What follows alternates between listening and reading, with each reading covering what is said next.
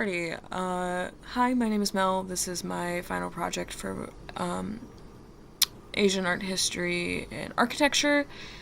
For my piece, I chose to work on an old desk chair of mine that I had thrifted previously, and I wanted to bring a new life to it. I originally was looking towards traditional rosewood furniture and how those were decorated.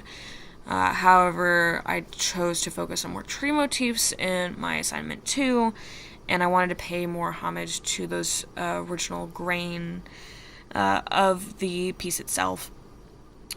Going into this project, I knew that it would be a challenge as this chair was thrifted and had heavy layers of possibly wall paint that was used on it. It had a very tacky texture to it and was an interesting experience to try and remove.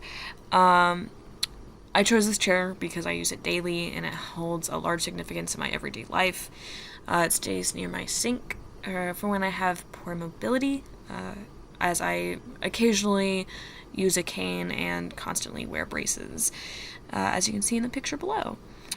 I chose to lean towards a mountain landscape, specifically Youren's cloudy mountains, and incorporating trees into a more prominent feature to the piece. I enjoy traveling, going to visit national parks like the Northern Cascades and Rocky Mountains.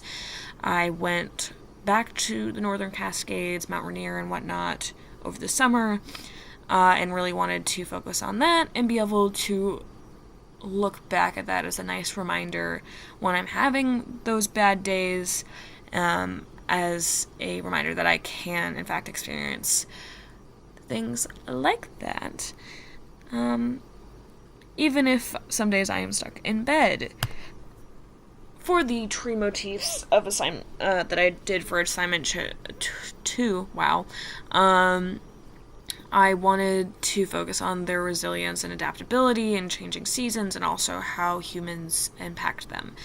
I obviously, for assignment 2, focused on the trees and foliage around me specifically while I was going to class, work, on the weekends when I got to go up to the Appalachian Mountains for a few hours, those sorts of stuff. I wanted to really capture their different silhouettes and what these branches looked like and whatnot, and how I could incorporate it into my piece later. The other 2 pictures that I put in this slide specifically are the Tree of Life in Oregon, I believe, and then a upwards view of a redwood tree in the northern part of California. I really love the texture of these pieces, but also, again, the abilities to adapt and resilience to continue on living. You can see the damages that have been done to this tree over time, but how they are still there and whatnot really spoke to me. These are cropped images of Youren's cloudy mountains. Just for reference sake, I chose to focus more on the left, and how the clouds sit on the top of those mountains. The reason being that when I was out in the Northern Cascades and Mount Rainier, I was able to capture these photos of the clouds doing something similar that you see in those pieces, and I found a lot of inspiration in that. And I wanted to be able to incorporate my personal experiences into this project as well. So the process.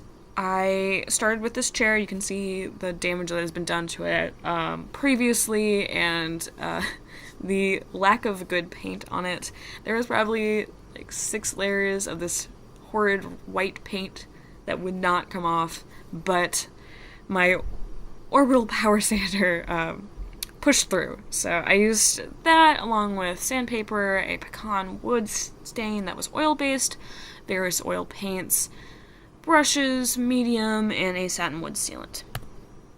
So in this first photo, you can see how I've started to take off that paint. It was quite tricky, and I ended up at one point just having to incorporate the paint that I could not get off into my final piece. But you can start to see that natural wood grain come through in the first picture, and then even more so in the second. You can also see all of the dust that was collected from all this sanding below the chair. In these two images, you can see me starting to apply the wood stain to try and get that natural color and grain to show through more. And you can also see the mess I made on the floor, but you can notice the places where I could not get this paint off, despite probably 3 hours of working on this chair. It just had to stay there after a while. And so you can see from that picture into this process of me actually painting the piece, I did not draw a sketch for this piece. I knew the ideas that I wanted to go with and emulating the painting I chose, but I didn't want to sketch this out, and I wanted to work on that kind of idea of just going with it and seeing where it leads me, like I did with the ink and calligraphy throughout this course. Obviously, it's a little different as it being oil paint, but I still incorporated those ideas of having to either adapt to mistakes made or simply working around them. And also incorporating the wood grain and whatnot into that as well. So this is technically the final finished result of this piece, just from several different angles after. The last slide, you can also see my oil paint everywhere in the corners.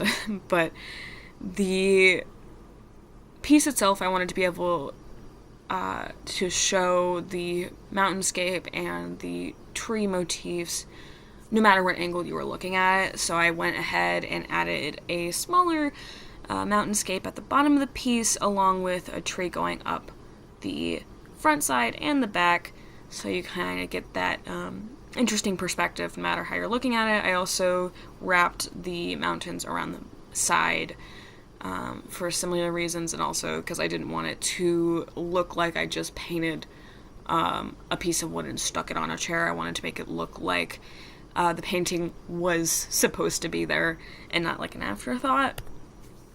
And you can see from this angle as well that I included this tree around both sides along with the clouds to continue the stylistic choices that I was making, and also to hide the white paint that would not go away.